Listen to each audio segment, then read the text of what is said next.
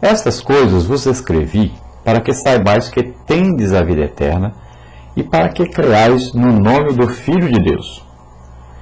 E esta é a confiança que temos nele, que se pedirmos alguma coisa, segundo a sua vontade, ele nos ouve. E se sabemos que nos ouve em tudo o que pedimos, sabemos que alcançamos as petições que lhe fizemos.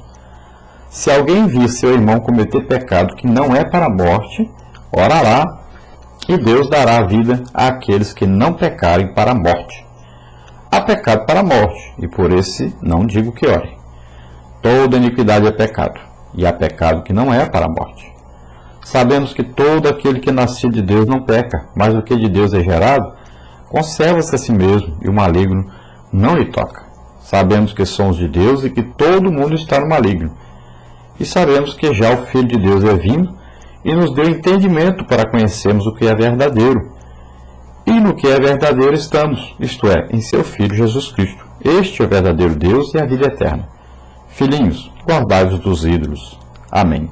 Glória a Deus. Então, a última advertência de João é: guardai-vos dos ídolos. Por quê? Aquele que cai na idolatria, aquele que aceita outro Deus, outro mediador, além de Jesus Cristo, esse está em grande perigo. Ele está pisando o Filho de Deus, pisando o sangue de Jesus. Ele está reconhecendo outro mediador, outra pessoa que pode levá-lo a Deus. E isso ofende a Deus. Então, se você aceitou Jesus como Senhor e Salvador, e você cair na idolatria, você se voltar para outros deuses, aceitar outros mediadores, que não seja Jesus Cristo, que a Bíblia diz em 1 Timóteo, só há um Deus e um só mediador entre Deus e os homens, Jesus Cristo, aquele que deu a vida por nós. Se você cair na idolatria, você que é salvo já, e você for levado agora a reconhecer santos e outros mediadores além de Jesus, será impossível para você a salvação, porque Jesus não vai vir morrer por você de novo. Ele já fez um sacrifício único. Se você não aceitou esse sacrifício, se você agora está aceitando outras pessoas, está colocando outras pessoas no mesmo nível que Jesus, está aceitando que outras pessoas podem levar você a Deus, então para você não vai mais restar a oportunidade, porque Jesus não virá morrer de novo. Só esse sacrifício foi feito, único, verdadeiro, eterno. Não vai fazer de novo. Jesus não virá morrer de novo. Então você está perdido se você for por esse rumo. Então João aí diz: para que saibais que tendes a vida eterna. Então João declara que em seu propósito aí, ao escrever essa epístola, que é prover ao povo de Deus um ensino bíblico sobre a certeza da salvação. Então é bíblico isso, a certeza da salvação. Você precisa ter essa certeza em seu interior. O Espírito Santo precisa estar em seu interior e convencê-lo disso. Caso contrário, você não está salvo. Então João continua e ele diz: pedirmos segundo a sua vontade. Quando nós pedimos alguma coisa a Deus segundo a sua vontade, Ele nos ouve. Então, nas nossas orações, nós devemos submeter-nos a Deus e orar para que a sua vontade seja feita em nossa vida. Então, nos submeter quer dizer que Deus deve fazer a sua vontade é perfeita. Não é a nossa vontade, é a vontade de Deus que é perfeita. Nós não mandamos em Deus, nós pedimos a Ele que faça a sua vontade perfeita em nossa vida. Nos submetemos então a Ele. Então, em muitos casos, conhecemos a vontade de Deus pelo que está revelado nas Escrituras. Por exemplo, se você ler 1 Tessalonicenses, você vai ver assim: e esta é a vontade de Deus, que vos abstenhais da prostituição, que possuís o vosso vaso em santificação e honra.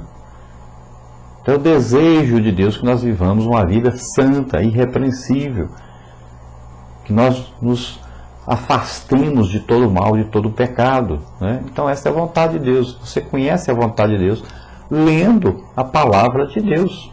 Em muitos casos, então, e em algumas ocasiões, então nós vamos ver que essa vontade de Deus fica clara somente então quando, na medida que nós vamos buscando a Deus sinceramente. Uma vez conhecido então a vontade de Deus, em cada situação que nós estamos vivendo, na vida que nós estamos vivendo, nós vamos conhecendo a vontade de Deus. O que nós temos que fazer? Temos que ter então respeito, né? Temos que ter aí toda a reverência e nos submeter a essa vontade de Deus. Então nós podemos orar com confiança. Se nós sabemos a vontade de Deus, nós vamos orar com confiança e fé. Por quê? Nós sabemos que Deus nos ouve. E se Ele nos ouve e é a sua vontade fazer alguma coisa, então está tudo resolvido. Vamos orar com confiança que vamos receber o que estamos pedindo, né? Então, quando nós fazemos assim, sabemos que Ele nos ouve e que seus propósitos para conosco, né, serão cumpridos cabalmente. Então, João disse que dessa maneira nós oraremos então e Deus dará para nós a vida e abundância, vida eterna, né, vida com Ele. Então, João refere-se aqui a um tipo de oração dentro da vontade de Deus, em que temos certeza que Ele nos atenderá. A oração pelos crentes espiritualmente fracos, né, que necessitam das orações do povo de Deus, para ministrar-lhes então a vida e a graça. As instruções sobre esse tipo de oração são as seguintes. Então João diz: você está vendo um irmão que está precisando de oração, você orará e Deus atenderá essa oração. Então existe aí dois tipos de situação. Uma situação em que a pessoa quer ficar livre do pecado e outra situação que a pessoa quer continuar no pecado. Então João diz: olha, você vai orar por esse que quer, que está combatendo o pecado, que quer ficar livre desse pecado, e Deus então atenderá a sua oração, ajudará essa pessoa a ficar livre do pecado. Agora João diz: aquele que quer continuar no pecado, não adianta você orar por ele, não vai resolver nada. Não tem jeito para esse. Por exemplo, alguém está vivendo em adultério e aí vai pedir oração. Aí você diz: então se arrependa do seu adultério, conserte a sua vida, vai viver com a sua esposa. Aí a pessoa diz: não, eu quero que você ore por mim e tal, mas eu não vou largar essa mulher que eu não vou deixar de adulterar, porque eu preciso ficar com ela, eu amo essa aqui, não quero minha esposa. Então, esta oração, se você fizer, você estará perdendo tempo. Deus não vai apoiar um adultério. Deus não vai ajudar essa pessoa a viver no adultério. Isso é uma oração sem sentido.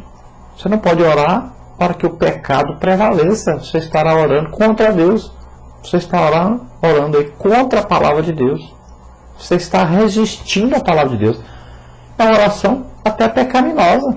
Orar para que o pecado prevaleça. Então, João está dizendo: não ore por essa coisa errada, por esse pecado. Não ajude as pessoas a pecarem. Então explique para a pessoa: eu posso orar para que você acorde de repente para a realidade, que você veja pela palavra de Deus que você está errado, que você está no caminho errado, que você está pecando. Agora, orar para ajudar você a pecar, não posso. Então é assim que deve ser, né? Você pode orar, até responder esse pedido de oração, ensinando a pessoa que ela está no pecado, está errada e precisa mudar de vida. Então, no outro caso, quando a pessoa quer mudar, quer sair do pecado, né?